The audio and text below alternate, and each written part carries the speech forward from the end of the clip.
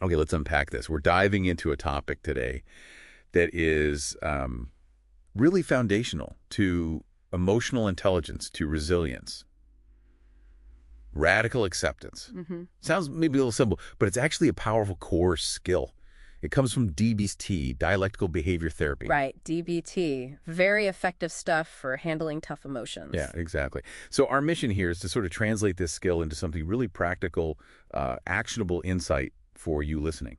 And I think the place to start is with what we sometimes call the mirage. You know, if you find yourself suffering a lot, Yeah. it's often because you're clinging to this illusion, this fantasy, really, of how things should be, instead of just accepting the fact. Accepting reality as it is. Exactly. Yeah. And the foundational truth, the principle here is pain. That's unavoidable. It's part of life.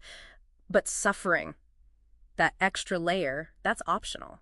I really like that distinction. And practically, you could almost put it in an equation, right? Pain plus resistance. Equal suffering, yes. Like think about being stuck in traffic, awful The traffic. classic example. The traffic itself, that's the pain. It's just a fact. You can't change it right then. But the soaring blood pressure, the honking, telling yourself how unfair this is, that's the suffering you're adding. You're layering it on. And that resistance, it has a real psychological cost, a big one. How so? Well, think of it like a dimmer switch. When you spend all your energy trying to fight or push down pain or grief or fear, you're using one switch that's connected to all your emotions. So yeah, you might dim the bad feeling. But you dim the good ones too. You inadvertently mute everything. Joy, love, connection. You just feel kind of numb or distant. Yeah. Apathetic. Wow. So we're not just fighting the pain, we're kind of sabotaging our own happiness by trying to block the negative stuff. Yeah. Okay, but here's the tricky part. Yeah. The big objection, right? When reality is really hard, like a huge failure, a loss, something deeply unfair, saying it is what it is, feels, I don't know, weak, dismissive. The giving up. Yeah. Doesn't acceptance just mean giving up? How's it different? That's the critical distinction. It's absolutely vital. Radical acceptance is not resignation. Okay. Resignation is rooted in what we call willfulness. It's helpless. It's passive. It's that I give up feeling. Right. Acceptance, though, is different. It's a complete non-judgmental acknowledgement of the facts as they are right now. Non-judgmental. Yeah. It says, okay, this is what's true in this moment. It comes from willingness. And crucially, it is not approval. You don't have to like it. That distinction feels liberating. Yeah.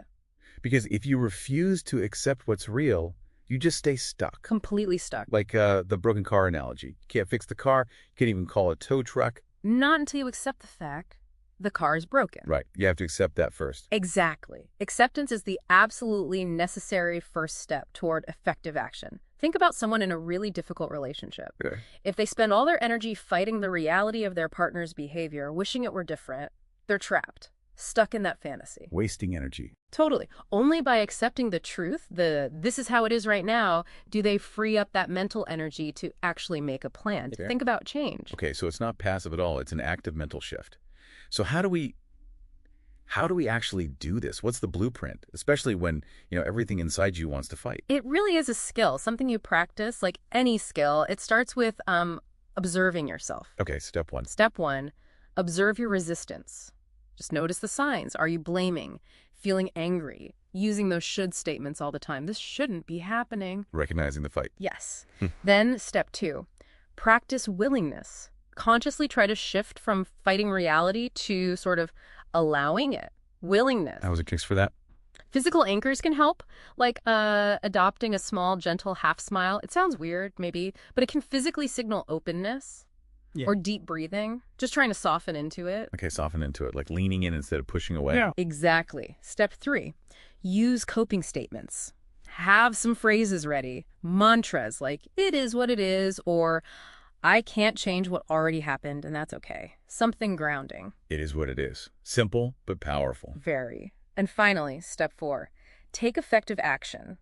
Once you've stopped wasting energy fighting what you can't change, you've got energy back. Right. Then you ask, okay, given this reality, What can I do now? What helps? How can I take care of myself or improve things moving forward? That really brings it all together.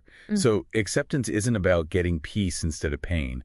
It sounds like it's about finding peace, or maybe just footing, in the midst of the pain. Precisely. And that's the foundation you need before you can actually build real change. Absolutely. And what's so fascinating, I think, is the paradox here. Yeah. By actually surrendering that fight against the unchangeable, the traffic jam, the past loss, whatever it is, By accepting it. you paradoxically gain this incredible foothold, real power to move forward and actually shape your life in the ways that are possible. You stop fighting ghosts and start dealing with what's real.